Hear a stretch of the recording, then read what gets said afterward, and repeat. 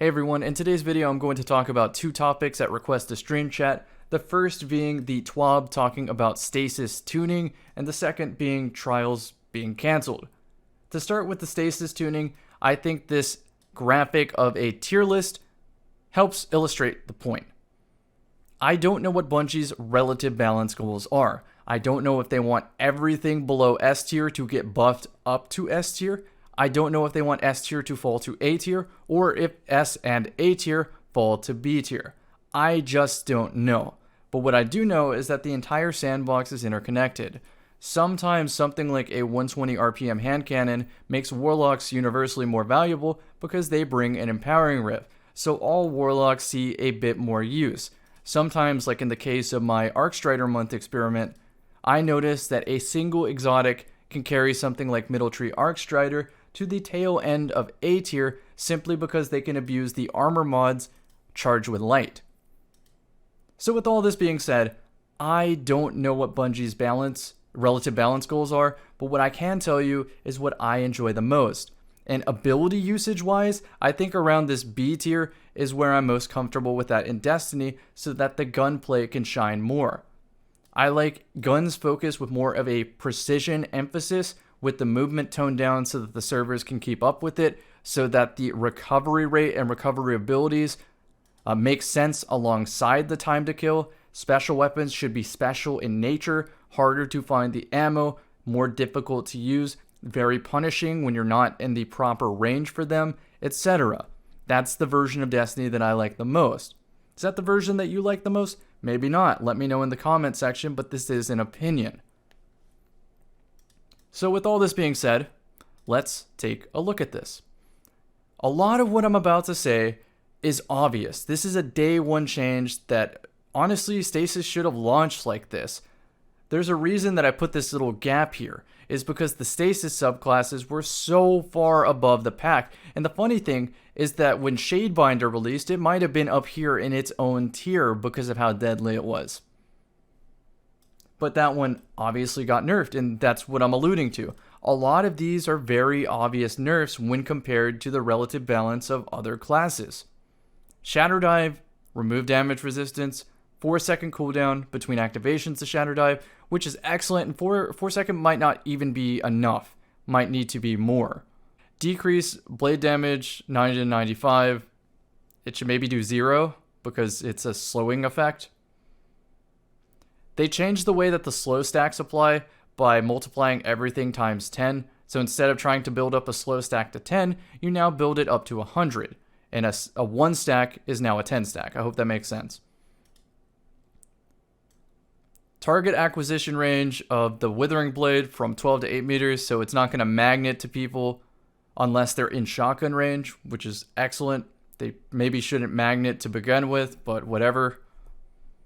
Glacial Quake, the invincible super, does not have a startup freeze. Excellent. Reduced damage resistance, so now they can die to this. Excellent.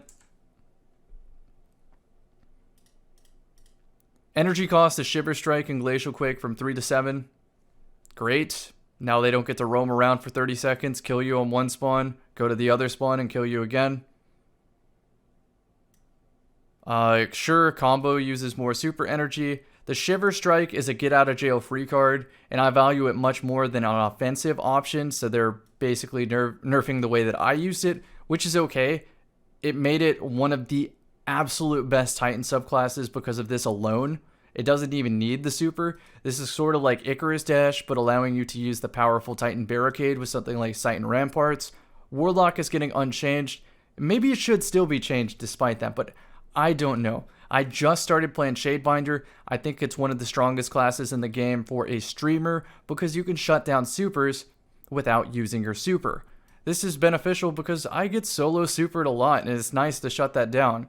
And because I think this is so strong and I end up mercying games more often than not, I don't even use my super. I just use my neutral ability kit, and that's about all I need to make someone mad enough to want to solo super me, even when I change my name every 5 minutes. Chaos Reach, decreased amount of super energy refunding when canceling Chaos Reach early.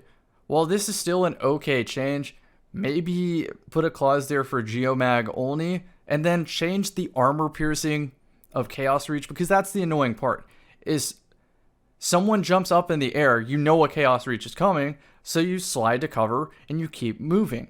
The problem with Chaos Reach is it will still tag you through the wall, and this isn't a connection thing. It seems like it has some sort of armor piercing, or the maps aren't built for Chaos Reach. One of the two.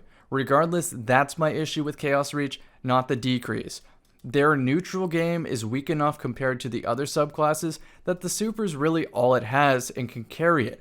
In a mode like Trials of Osiris where you don't have an objective, Chaos Reach is the best option. Is that okay? Maybe. Trials is a bad mode, which is a good segue into the next topic. To no one's surprise, Trials of Osiris is disabled again, this time word on the street because of win trading. Not going to go into what that is, but I think it's because of a host of issues that Trials was cancelled and not solely just win trading. Trials needs help. It needs a full overhaul. It doesn't respect casual players' time. It doesn't respect anyone's time, really. The reward structure doesn't make any sense in today's day and age because if you think about it, a lot of people reminisce on Destiny 1 Trials and think it was fantastic because of the game mode or something, when that's not the case. It was because of the population. There were a lot more players, and there were a lot more casual players. The average skill level was a lot lower, and as years have progressed, as more educational content has come out to accelerate skill growth, people have gotten better at the game, and the old reward system doesn't line up with player expectations now.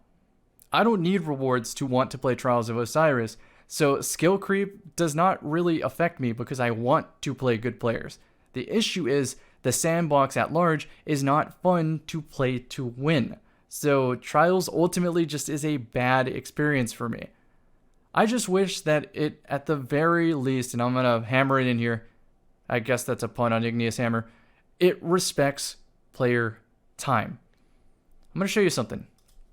Some of you say, oh man, I need Igneous Hammer. Do you? Take a look at my bottom dollar. It's perfect. 5 out of 5. Who would have thought I would defy these odds? Even if I had the 2 out of 5, I would still take this over an Igneous Hammer.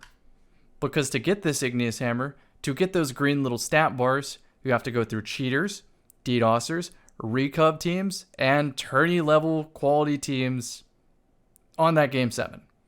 And to the majority of players, that is not possible. For me, it's every other weekend. Also, sponsor NordVPN, shout out, appreciate y'all. But yeah, it's every weekend. To the majority of my subscribers, I do not recommend playing Trials. Why would you want to spend your time doing something you dislike for a reward that would take you statistically so long to get that you wouldn't even be playing much PvP with the Igneous Hammer to begin with? You could go get a half-ass bottom dollar from losing, not even winning, losing Gambit games while watching anime on the side, and play a lot of what you find fun in Destiny with the bottom dollar instead of doing a lot of what you hate to do what you do like, only a little bit with Igneous Hammer. Your time is valuable. Spend it where it is the most fun to you in Destiny. Get the most bang for your buck. Some might say, I need a messenger, Cammy. I mean, think about it. You go on the Tower kiosk and buy a Redrix's Broadsword right now and use it in Quick Play. Use it in the Control playlist. Sure, you can't use it in Iron Banner or Trials, but let's face it, we're not playing Trials anyway. We might play Iron Banner, but at that point, just use a Time-Worn Spire that you're going to get for just following the questline. Or, if we're talking effectiveness, use a No Time to Explain. That thing shreds. That makes the messenger look like child's play.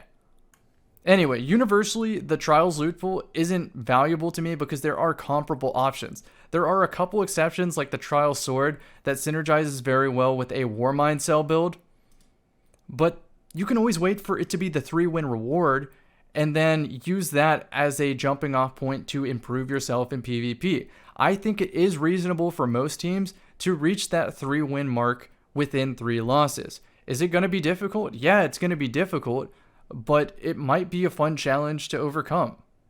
My 2 cents. Anyhow, that's my opinion on it. I'll see you at the live stream. I will be playing with this bottom dollar. I recently learned how to play Gambit properly. I had some fun in the learning process, but ultimately, Like Trials, Gambit needs a lot of help too. And I want to do a video doing Gambit some justice, similar to what Kujay did, but in a more, I guess, my sort of delivery, a Cammy delivery. You'll see what I mean. Anyhow, that's what to look forward to. So I'll see you in the next one. Thanks, everyone.